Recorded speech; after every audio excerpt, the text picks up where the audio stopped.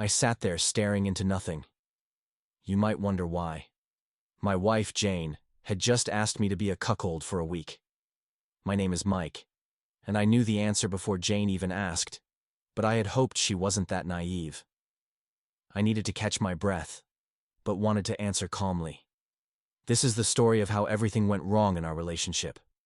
If you're curious about the shocking events and the betrayal, stay tuned.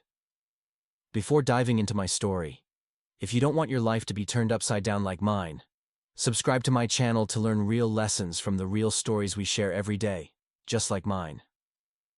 Also, share your thoughts about the shocking truths I've experienced in the comments, and please show your support by liking my video. Now that you've subscribed, let's dive into my story. A week ago, we were at my sister Barbara's BBQ. There were 15 couples, and the wine and beer were flowing freely. Good friends, good food, and a great time. Suddenly someone yelled, "Let's play truth or dare." My sister, Barbara, the host, started the game by daring her husband Tim to massage Karen's feet. Karen's husband Jeff just laughed and told him to wash his hands afterward because Karen had hard, bad feet. As Tim rubbed her feet, Barbara asked Karen how the cuckolding was going. A few husbands, including me, looked like someone had spat in our beers. Then Jeff messed with my head even more by saying, without bitterness, that Karen had 3 lovers now and was looking for more. I wanted to ask Jeff what was wrong with him and slap him, but my wife's glare could melt Alaskan ice. I grabbed another beer and kept quiet. Where is Captain Morgan when you need him, I thought. Listening to this was going to be hard.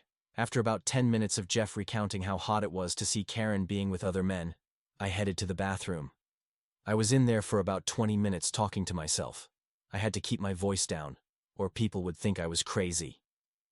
After calming down, I opened the bathroom door and found Barbara standing there with her hands on her hips, looking at me like I had ruined her BBQ. "What's up, sis?" I asked. Barbara, in her usual annoying fashion, said, "How can you be so mean?" "Mean? What are you talking about?" "I haven't done or said anything," I replied. Barbara then proceeded to tell me that Jeff was showing his love for Karen by allowing her to do this, and that when Karen finished exploring, they would be a stronger couple. "How is sleeping with other men going to make a couple stronger?" I asked. Barbara seemed taken aback by my bluntness. "Has Tim opened his mind to this new idea of marriage?" I asked Barbara. She admitted she hadn't asked him yet, wanting Jeff to break the ice with the other husbands first. For the first time in my life, I wanted to slap my sister. "Barbara, you must be out of your mind. If Tim agrees, I'll watch the kids while you're on your man-hunting trips.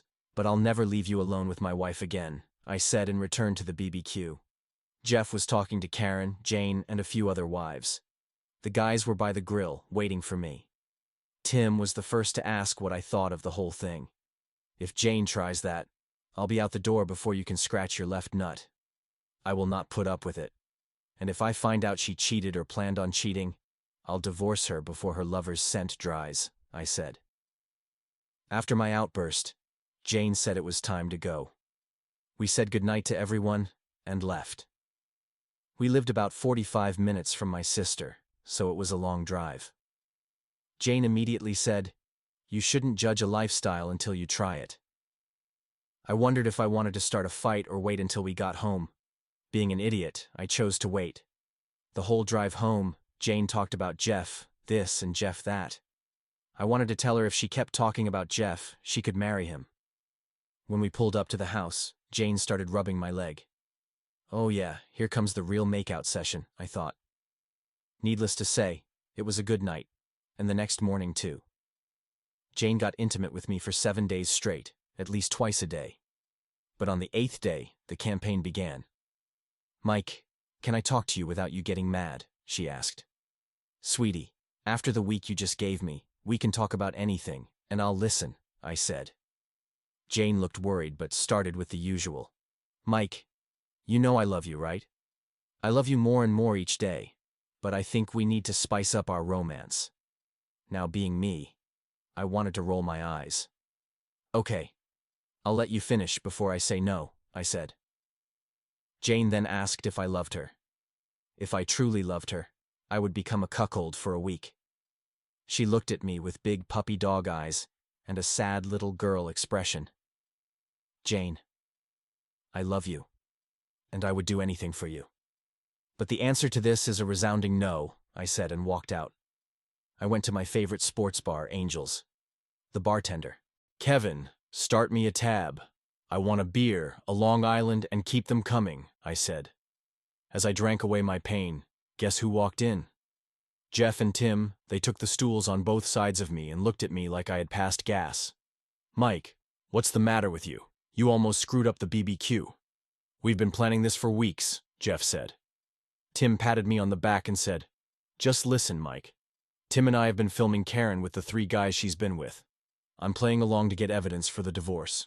In Texas, it still matters if the spouse cheated. Karen doesn't know, but I'm serving her with divorce papers and an eviction notice tonight. Why give her anything? She cheated on you, I asked. Jeff grinned. The house has a 2nd and 3rd mortgage. The car is leased, and I haven't paid in 7 months. My paychecks go to my mom's account, and she's putting the money in an offshore account. The beer flowed, and I took a cab home. I think I got home at 3 a.m., but I wasn't sure. I passed out in the flower bed, and Jane found me there. She poured a bucket of water on me and had our dog lick my face. Mike, did you know? Jane asked. Know what? I replied. Karen got served with divorce papers and an eviction notice last night, she said. Good for her, I mumbled. So you knew, Jane pressed. No, I ran into Jeff and Tim last night, I explained. Jane then asked, Karen needs a place to stay for a week. Can she stay with us? Reluctantly, I agreed. But Karen's presence brought more chaos than I could have imagined. One night, Karen asked Jane if she could sleep with me for one night because she needed sex. Jane erupted in anger and threw Karen out. After Karen left, Jane and I had a serious conversation about our relationship. Mike, maybe I pushed too hard with all of this, Jane admitted. I just wanted to try something different, but I realize now that it was too much. I nodded, appreciating her honesty. Jane, I love you, and I'm willing to explore new things together, but within limits that we both agree on. We decided to attend couples counseling to work through our issues and improve our communication. It wasn't an easy road, but it helped us understand each other's needs and boundaries better.